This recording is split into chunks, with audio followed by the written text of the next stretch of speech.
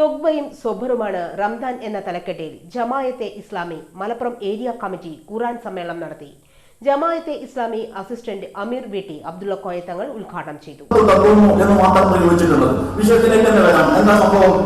എല്ലാ വെള്ളിയാഴ്ചകളിലും എല്ലാ പള്ളി മെമ്പറുകളിലും ഒരു പ്രദേശത്ത് സ്ഥിരതാമസക്കാരായ ആളുകൾ അതിൽ നിർബന്ധമായി പങ്കെടുക്കണം. എന്നിട്ട് അവർ തത്വ കൊണ്ടുള്ള വസിയത്ത് കേൾക്കണം.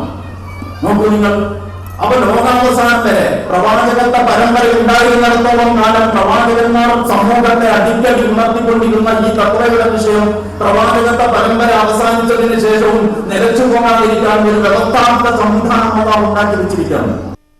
റംസാൻ ക്ഷമയുടെ പാഠശാലയാണെന്നും ഖുർആൻ ജീവിത നിലപാട് പഠിപ്പിക്കുന്ന വേദഗ്രന്ഥമാണെന്നും ഇദ്ദേഹം കൂട്ടിച്ചേർത്തു.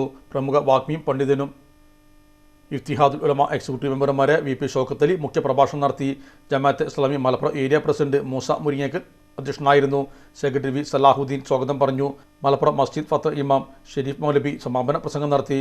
10 വർഷത്തിലേറെ ഖുർആൻ അധ്യാപകരായി സേവനം ചെയ്യുന്ന doctor V Jaleel, CH Sajida, NK Jubairiya എന്നിവരെ സമ്മേളനത്തിൽ ആദരിച്ചു. മലപ്പുറത്തിന്റെ വിശ്വസ്ത home appliances partner Zodiac electronics, traffic circle, Kottappadi, Malappuram.